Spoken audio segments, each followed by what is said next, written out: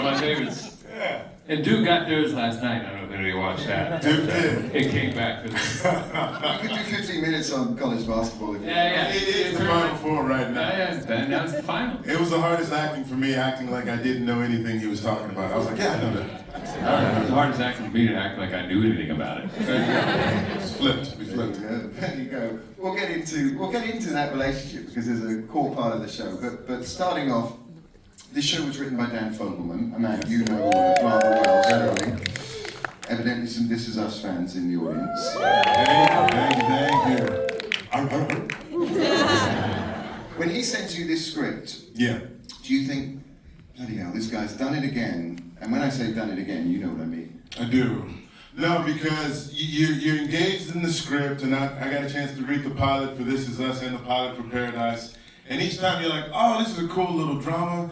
I like this. Look at all these people. They're all 36 years old. And they're going to connect, I'm sure, somehow. But like, yeah, it's like people being 36. And they're like, this is my family?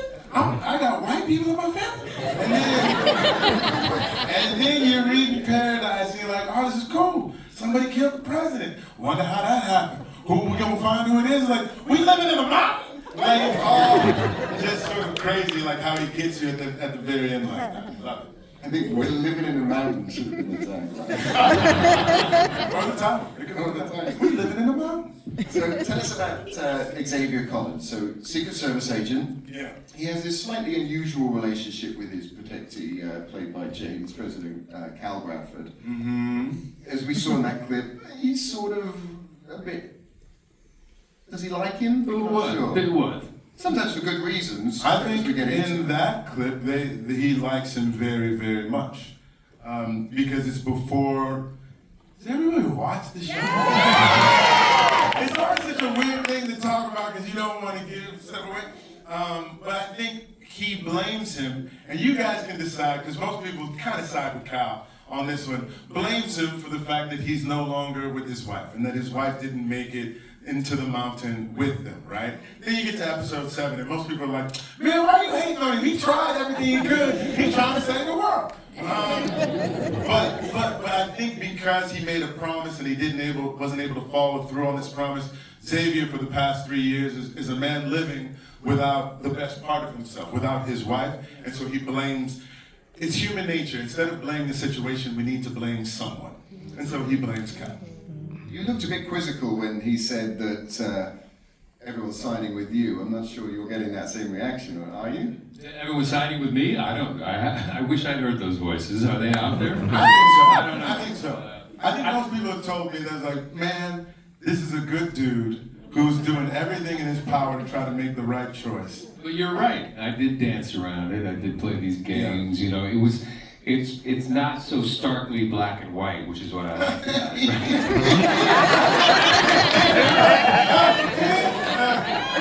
It's nuance. It's great. Well, it is though. It's like you could argue if you're in Cal's camp there that he did do everything in his power, that things escalated too quickly, and he was unable to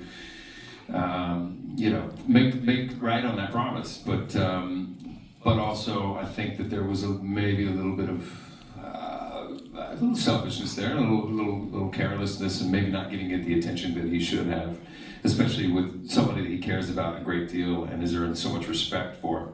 But that's what makes the show beautiful, is that there isn't, it isn't a clear cut, he's wrong, he's right. That's life, that's a mirror of life. And my wife blames me. My actual wife, when she sees me kiss my TV wife and say don't go, she's like, I'm gonna need more than a kiss. If the world is coming to an end, I need you to nug, pull your ear, do something other than kiss me and say don't go. She's like, hold me down.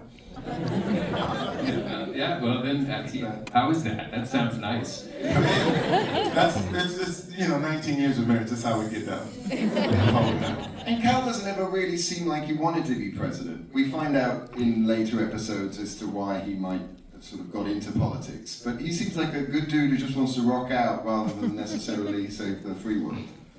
Yeah, he is. I think it's woven into his DNA that he is a fun-loving guy who wants to connect with people. And I think part of that is, yes, he's reluctantly in this position. He was shoehorned into this this lifestyle and this line of work by his overbearing father. And I think that his exterior of being this sort of shoot from the hip, fun, let's go have a beer president is maybe a little bit of a coping mechanism for him to hide the fact that he didn't have the spine to stand up against his father and really fight for what he believed in and what he wanted to do. I think I imagine him going to sleep every night and having those thoughts circulate in his head about that regret.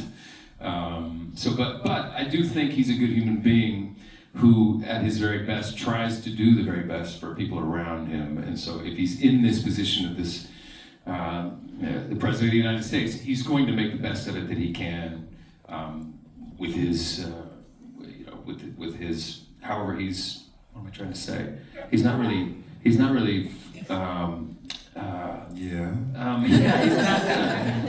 qualified for the job, and I don't feel qualified to be right here. Let's talk about music for a second. He's clearly a music guy. He's named his son after a Pearl Jam song. He seems like a Guns N' Roses fan. Are we surprised he hasn't had Paradise City on his mix CD? Yeah, that would have been, I guess that would have been appropriate, wouldn't it have? Yeah, we decided to go Phil Collins there. I mean, yes, Dan and I are right. There was a rights issue. See, I went presidential and I started to dance around. There's a rights issue. It's all good. Sterling, we pivoted. Sterling, you play alongside Julianne Nicholson in many of the show's key scenes. She plays Sinatra this year. Yes, wonderfully. She plays Sinatra wonderfully. Yeah, please give it up for her. Who sort of runs the bunker and Xavier doesn't trust her. What was it like? What was it like working with Julianne and talk about that character, because it's not quite clear whether she's evil or pragmatic. Xavier hates her, so that's clear. Sterling loves Julianne, and I met her at the Emmys the year that she won for Mayor of Easttown. And I saw her after she had picked up her Emmy, and I was like, "Can I give you a hug?" And she was like, "Yeah, I'll take a hug." And we hugged it out. And so she became available for this role, and it was absolutely wonderful. I have a huge acting crush on this woman, and she made it easy for me to hate her. Which is what you want from that villain, you know what I'm saying? Even the audience would say, or people would tell me sometimes after episode 7, they're like, "You should at least shot her in the knee or something." Pew, pew, pew. She deserved a little pew. And she go, "Take your daughter, don't dangle your wife in front of your face like that. Give her a little pew, pew." But she was absolutely wonderful in her commitment to it. And I think also having episode 2 sort of showing her backstory and the sense of loss that she was coming to that led her to build this place in the first place. Hopefully we'll have a payoff later on, because Dan doesn't like anybody to be purely evil or purely good. So we'll see how people feel about her when we get to the end of season 2. The New Yorker called this show Manna for the Moment, and I think that really sums up the fact that I don't necessarily know if it was intentional, but it's quite timely. You talk about issues with, obviously, the presidency and billionaires and climate change. There's something in this right now that... Is there something going on that reflects that? How is it about, while you're, obviously this is a work of fiction, but you're in a timely moment? I guess it's good for the show. I don't know if it's good for anything else. He said he came up with the idea for the show 10 years ago. So it was completely and totally disconnected from anything that's happening in our world today. But I guess things were moving in that direction. I think there is a very sort of interesting entanglement of the corporate and the government, and trying to figure out exactly, should it be that way? Is there a desire that we need to sort of extricate those things from one another so that there's a separation of church and state, so to speak?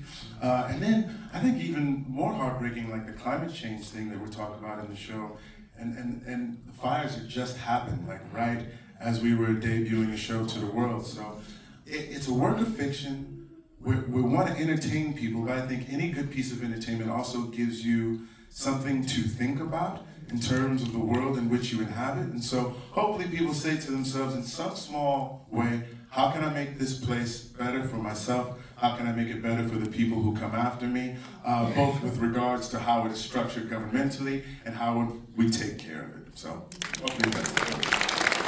You're an executive producer on this. How does that, what does that entail? How does it, you sort of get yourself sort of into the weeds, right? I do make more money now. It's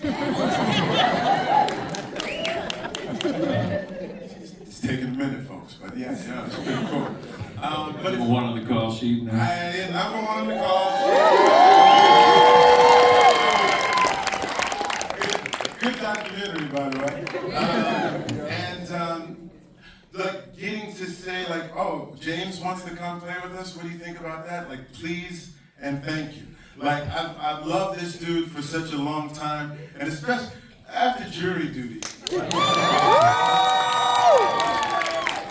man like makes me pee on myself? Just trickles of urine as it's going down, and then again to have a role that I knew was going to be rich and layered and fun, that he could bring his loveliness to, because he's a warm and likable human being, but also have these layers. Like, I don't think I've seen this part of you on screen before. I think James kills it. So being able to sign off on the cast and whatnot, and just the writers and the directors that we got a chance to bring in as well. John and Glenn, who directed the pilot of This Is Us. They directed the pilot of this 1 and 2, and then they directed 7 and 8 as well. So to be able to say like, yes, bring these people in. I could just have some level of say on the ingredients that go into the soup. It's cool. It's cool. It's good soup. I love you, brother. You too. I do. We had the best time. We really did. And it was just, I'm gonna go after him now. You just realize how much more you have in the tank creatively, all of it on set, when you're working with an actor like this, who can sit and say nothing, and no one's looking at anybody but him. And it's just like, I love working with you. And I know actors sit up here and talk about that all the time. It's so great on set, but we had the best time because we laughed our asses off and had a great time. And then when it got real, it got really real. And these scenes just went off the page. And it's largely due to this man right here. So thanks for having me. The show continued for a second season. Yes. So again, spoiling it a little bit, we see your character literally about to take off in the finale. That's right. What does America look like in season 2? Does Xavier get what he's looking for? That's a great question. Tune in to season 2. There will be an exploration of the world outside of the bunker and what's transpired over the past 3 years. So you get a chance to see some things up close and personal. It's not the same. We were able to plan with infrastructure and money. They were not, so you'll see the difference between those two things. We'll find out whether or not his wife is alive. Was she alive over the course of that tape? Has she survived up until that point, etc.?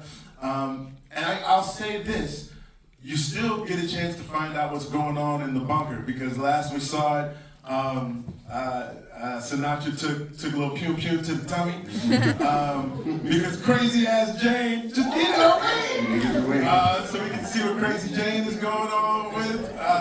Is Xavier's kids okay? Is the black lady taking care of them, or are they just running the streets by themselves? You get a chance to see a little bit of everything, and then I'll say this much without, and it's like again, then the worlds will converge, and things get interesting. James, are we in season 2? What's that? Sorry, what? Are we seeing your Cal Bradford in season 2? Sorry, I'm a trifle deaf in this ear. Well, Sterling said yes, and he's the executive producer, so we're going to take yes as a yes. Well, he's laying on the floor, bleeding out. I'm not sure. It's usually going to be in flashback. I hope so. Oh, it's not in the future? Because you... We're not going mummy Cal Bradford? No, if you watch This Is Us, we kill people and they're still on the show the whole time. Well, thank you for talking to us today about it. Please give it up for Sterling.